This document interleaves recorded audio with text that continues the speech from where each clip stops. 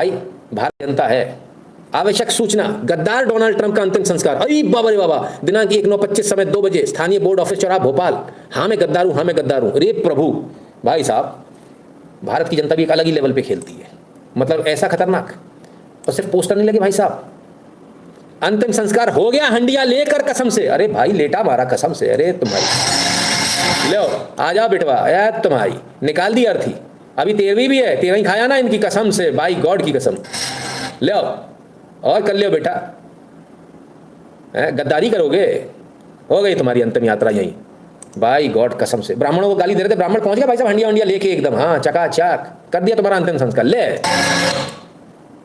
बताइए, अब ब्राह्मणों को गाली ना दे तो बेचारे क्या करें, क्या हालत कर दी भाई भारत की जनता ने। पर खैर बहुत बुरा हाल है। तो बात जो थी वो तीनों लोग जो मिलकर जो बातचीत कर रहे थे, ऐसा वैसा मोदी समझा रहे थे, क्या बात क्या हो रही थी उसको भी तो समझें। आइए देखें, एक्सक्लूसिव वीडियो सब रिलीज हुआ आपके लिए, एक्सक्लूसिव। क्या हो रही है बातचीत, पूरी इतनी पास एकदम, पूरी भाई साहब। और ये हंसी ये खुशी, इसको देख के तो जल गए भाई अमेरिका। अरे भाई साहब कुछ तो गड़बड़ है, अरे भाई मेरे कुछ तो गड़बड़ है, बड़ा वाला, कुछ तो बड़ा वाला गड़बड़ है, हैं? क्या ऐसी बातचीत हो रही थी? वीडियो सामने आ गया सर, क्या बातचीत हो रही थी विद वॉइस, लो सुनो। मुझे बोला 50% टैरिफ लगा दूंगा, उसे बोलो 100% लगा दे, इससे ज्यादा क्या करेगा वो। कहीं हम तीनों को आपस में मिलाने का क्रेडिट ना ले ले डोनाल्ड टैरिफ। कहीं हम तीनों को आपस में मिलाने का क्रेडिट ना ले ले डोनाल्ड टैरिफ। उस तरफ मत देखना, एक भिखारी कटोरा लेकर खड़ा है। उस तरफ मत देखना, एक भिखारी कटोरा लेकर खड़ा है।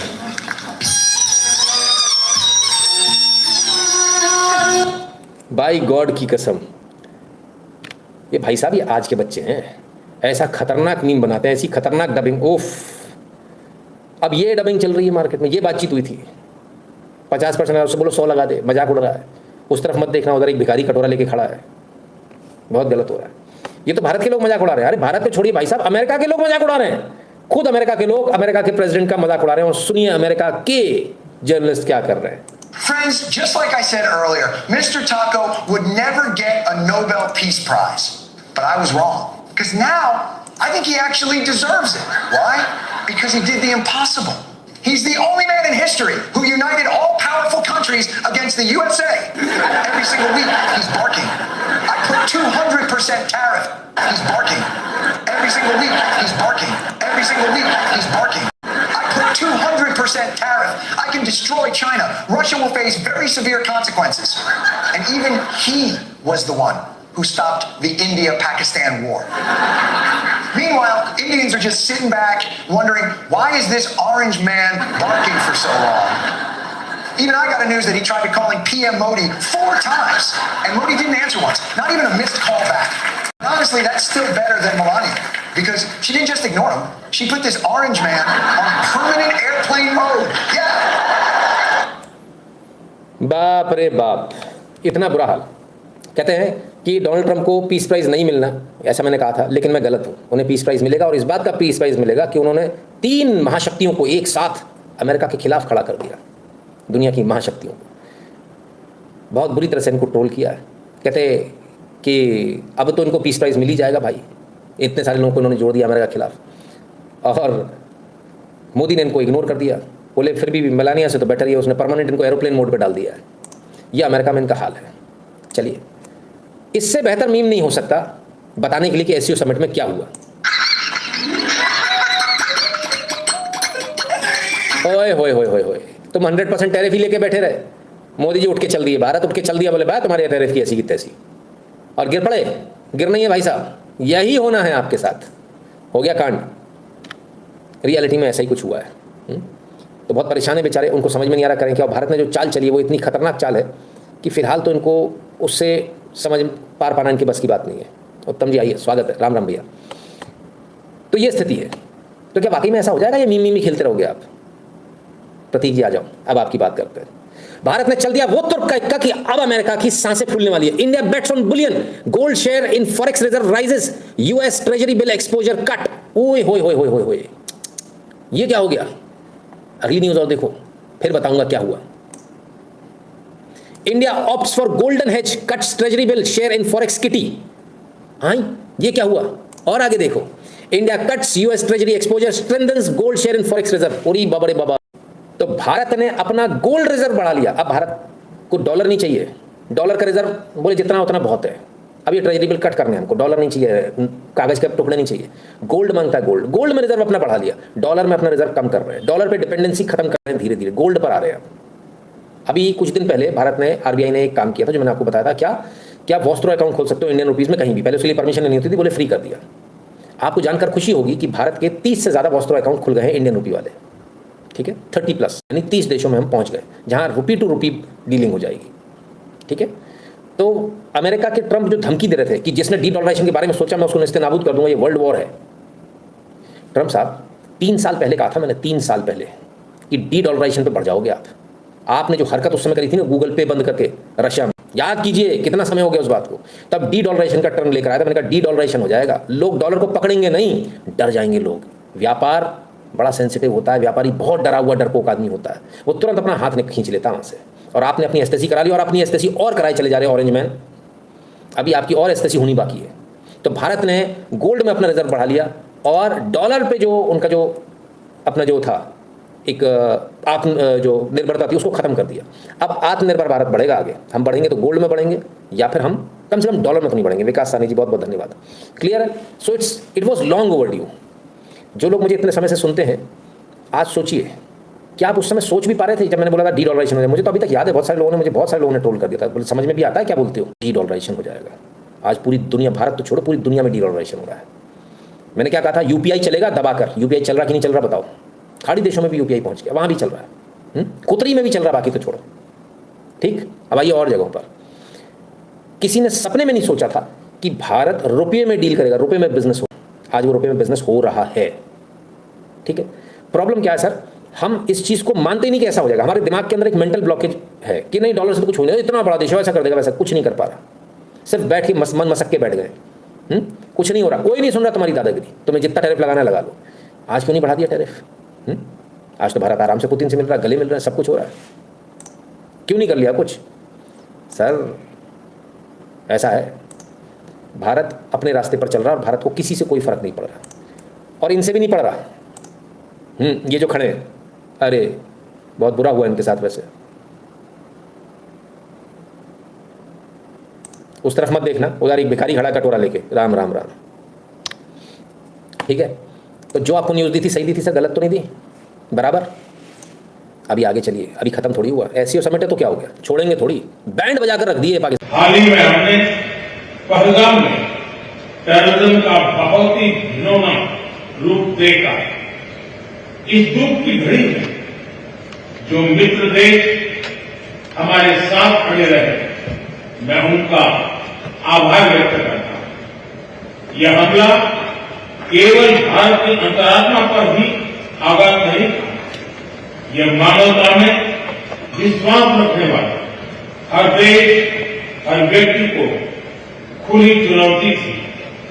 ऐसे में प्रश्न उठना स्वाभाविक है, क्या कुछ देशों द्वारा आतंकवाद का खुलेआम समर्थन हमें स्वीकार्य हो सकता है? मुद्दा उठा दिया, अरे साहब बड़ी बुरी हालत है। शरीफ साहब की तो शराफत एकदम बेनकाब हो गई।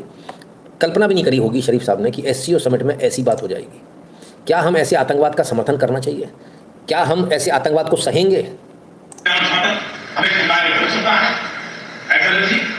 हमें स्पष्ट रूप से कहना होगा कि आतंकवाद पर कोई भी जगत संघर्ष स्वीकार्य नहीं होगा।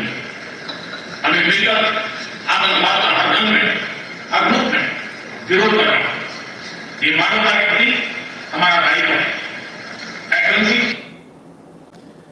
तो आतंकवाद का हर हाल में विरोध, कोई डबल स्टैंडर्ड नहीं होने चाहिए। पूरी दुनिया को एक संदेश एकदम क्लियर हो, खासकर ये जो संदेश है आपको लग रहा होगा ये पाकिस्तान को दे रहे हैं, ये संदेश अमेरिका को है, पाकिस्तान को नहीं है, ठीक है। बहुत सारी बातें जो धीरे धीरे अमेरिका को समझा दी गई हैं। इसके बाद जो है शहबाज शरीफ साहब क्या कर रहे हैं जरा वो भी देख लें, उनका क्या हाल है।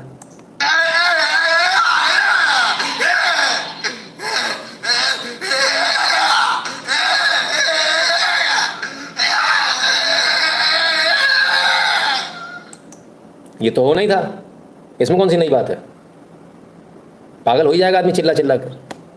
खैर, भारत का ये जलवा आपने देखा, भारत का जलवा आपने चाइना के अंदर देखा, और भारत का जलवा भी आपको और देखने को मिलेगा।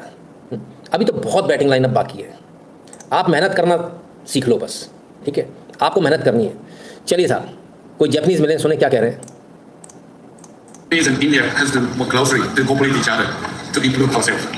Not, to be honest, not the Western people, America, China. Bharat और जापान बहुत एक दूसरे से क्लोज है, हमारा बहुत पुराना रिश्ता है।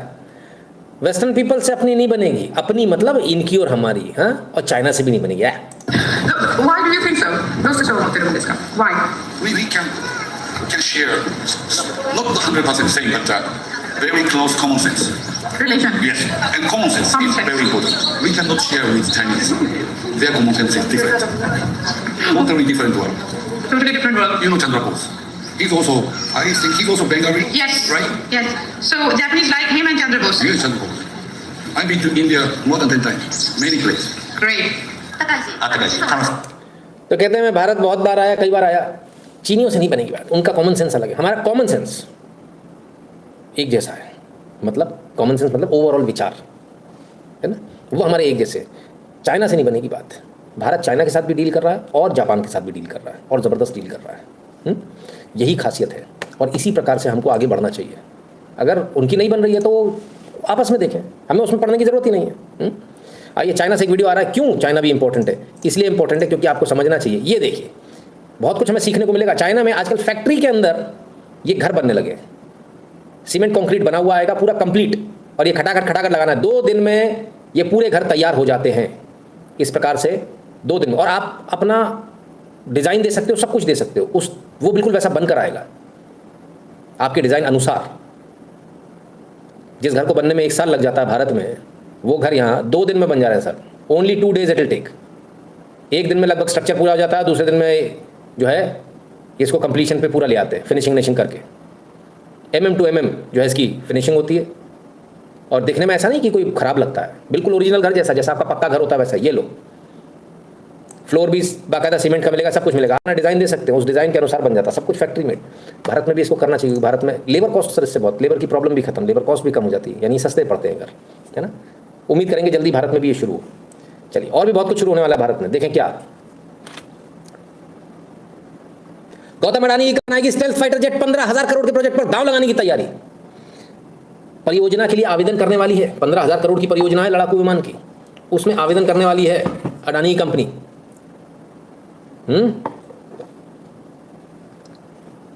रात को कोई आता है, उसने कहा था कि हम बना नहीं सकते, हम अपने खुद के बना सकते हैं, हमें इसमें प्रयास करना चाहिए, और अगर हम पूरी मेहनत के साथ अगर काम करेंगे तो हो सकता है 3-4 साल 5 साल में हम बना लें, और आपको उड़ता हुआ दिखेगा।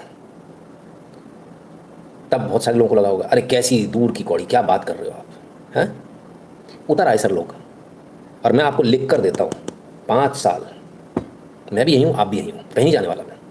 5 साल बाद बात करेंगे जब उड़ता हुआ दिखेगा आपको। और वो ये कह रहे ना, इंजन नहीं देंगे, फलान नहीं करेंगे, ढिकान नहीं करेंगे। एक काम करो, उस इंजन की पुंगी बना लो, तुमसे चाहिए भी नहीं, फुट, हम 2 साल बाद सही, अब अपना खुद का ही बनाएंगे, नहीं चाहिए तुमसे, ठीक है ना।